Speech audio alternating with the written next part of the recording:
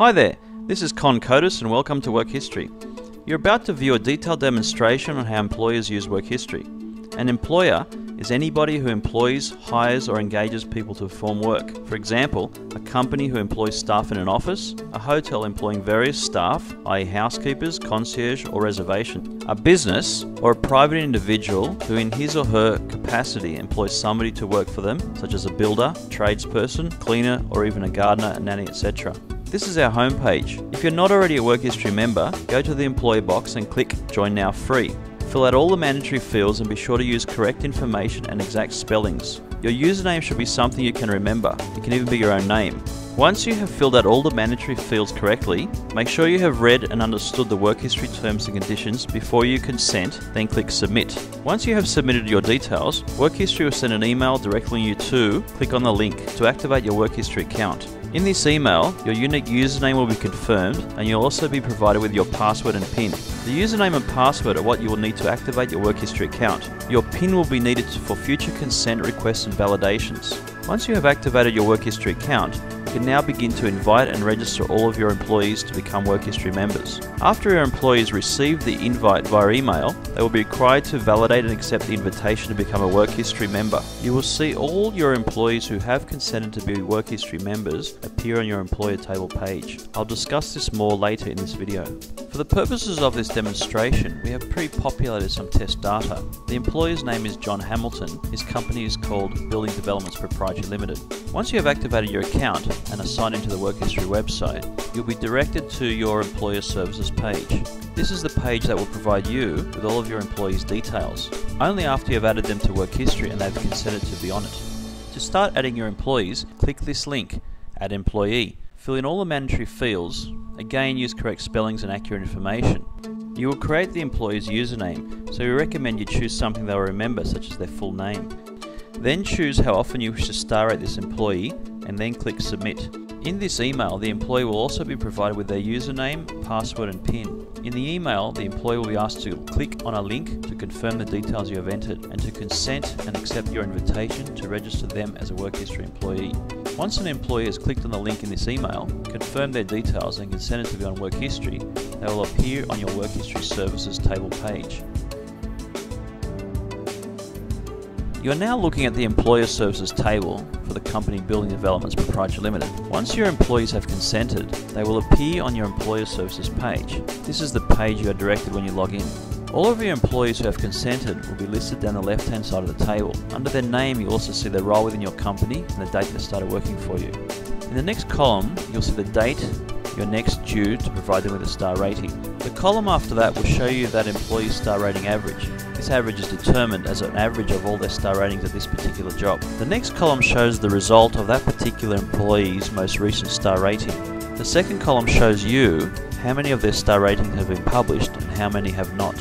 You can also click View Star Ratings in this column to see more detailed descriptions of each of this employee's past star ratings at their current employment with you. The last column of the table titled Next Step is where you go to star rate your employees. In this column you can also edit the employee's details by clicking Edit Details. You can also click Set Leaving Date if the employee is leaving their current role with you for some reason, which can be, but is not limited to, things such as promotion, termination, retirement, resignation, etc. The last link at the bottom of this box you will see says Hide from Public. We've had a lot of employees ask us, what if they want to hide their valuable employees? If you feel you do not want your employees' profiles available to the public, you can choose to keep Work History a bit more of an internal system. Before you star rate your employees, you'll need to purchase star rating memberships. You will see this link here. It's free to invite and register your employees. Even doing this will increase productivity.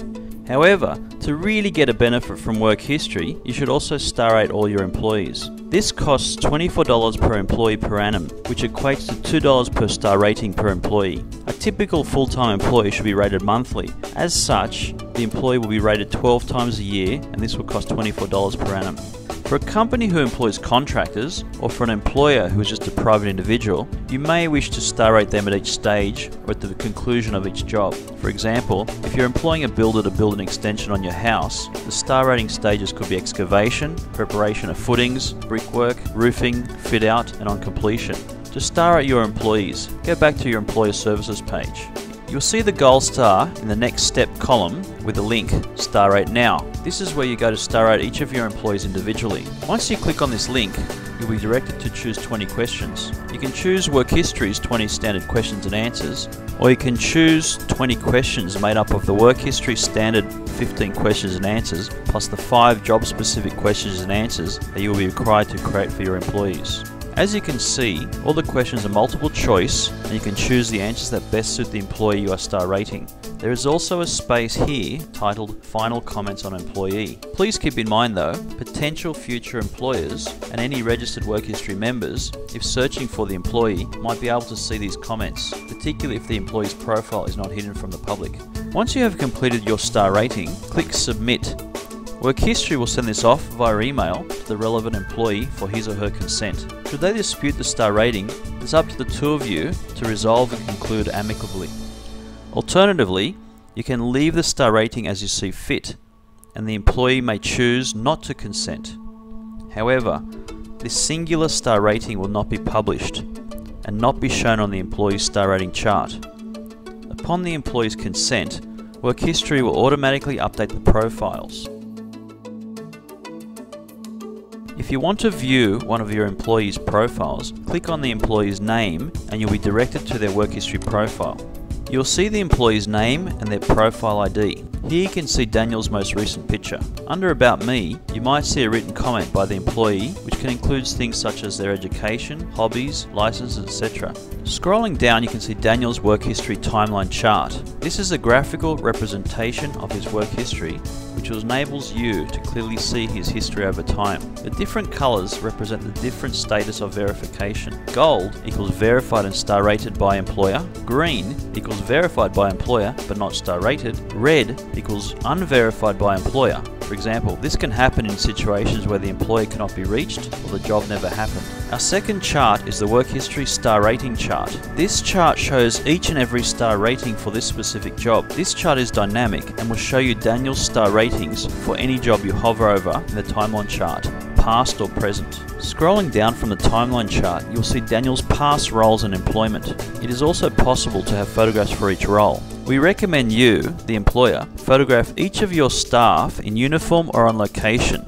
It will enhance your company's brand and also provide a pictorial verification that the employee worked there. Keep in mind this is also Daniel Manager's profile, and this is what Daniel sees when he checks into his Work History profile also. The next tab, titled Verification Requests, is where you'll find any requests to verify basic details of past or present employees, such as their name, their employment start and end dates, and their role or position, etc. Verifying this will create a verified green bar on the Work History timeline chart of the subject employee. As an employer, you may even wish to pay to give this ex-employee an N-star rating, particularly if they were bad. You have a duty of care to warn prospective employers. Or the employee may wish to pay themselves to get an N-star rating from you. This will give the employee a gold verified bar on the star rating chart. If you consent to the request, you need to enter your PIN and click Consent. If you did not consent to the verification request, you must enter your PIN and click Not Consent. Reasons for not verifying and giving consent may be the wrong dates, incorrect spelling, or false data. Work History prides itself on its accuracy. Do not verify any request which is not 100% accurate. For example, if an employer requests you to verify they worked for you for 12 months,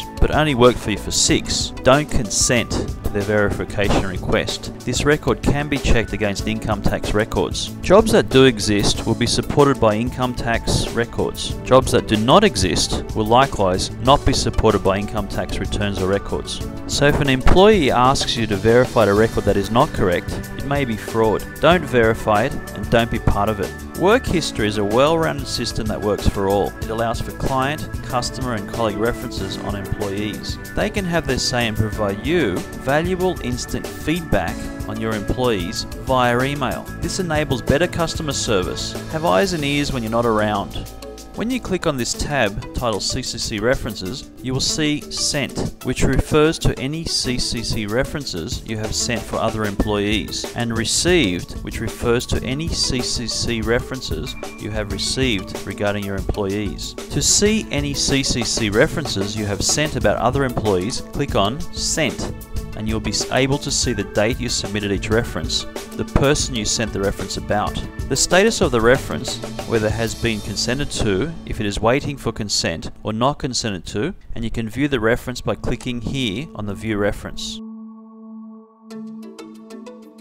To see any references you have received on your employees, click on Received. This will show you a table where you will find the date of the submission of the reference, the name of the referee, and the name of the person being referenced. The status of the reference, again whether it has been consented to, is waiting for consent or not consented to. You can view the reference by clicking on the View Reference. You can pay $2 to view the reference. However, if you choose not to do so, the employee also has the option of paying the $2 to read the reference. We recommend as good practice though, you read as many references as you can, as they are likely to provide insightful details about the work being done by your employees, by the people that matter most, your customers and clients. As an employer, being able to read and also reply to a CCC reference from a client or customer allows you to engage communications with the people that matter most and build and keep good customer relationships. The next tab on the left-hand side of the page is titled Admin Details. Clicking on it shows an outline of your details. These are the details you entered when registering on the Work History website. You can edit your details by clicking Edit at the bottom of the page. Click on the Account Statement tab to view your account statement with Work History. You can also download invoices. The Add Employee tab is merely another link to where you can go to invite employees onto Work History as previously discussed. Lastly, if you have any other questions, visit our FAQ or Frequently Asked Questions tab. That's a general overview of the Work History site and how it will help you. I'm Con Cotis. Thank you for taking the time to listen to me. So don't waste any more time with underperforming staff. Increase their productivity and your company's bottom line. Work History's costs are so low compared to its overall benefit, you shouldn't need to think about it anymore. Join Work History today and make work easier.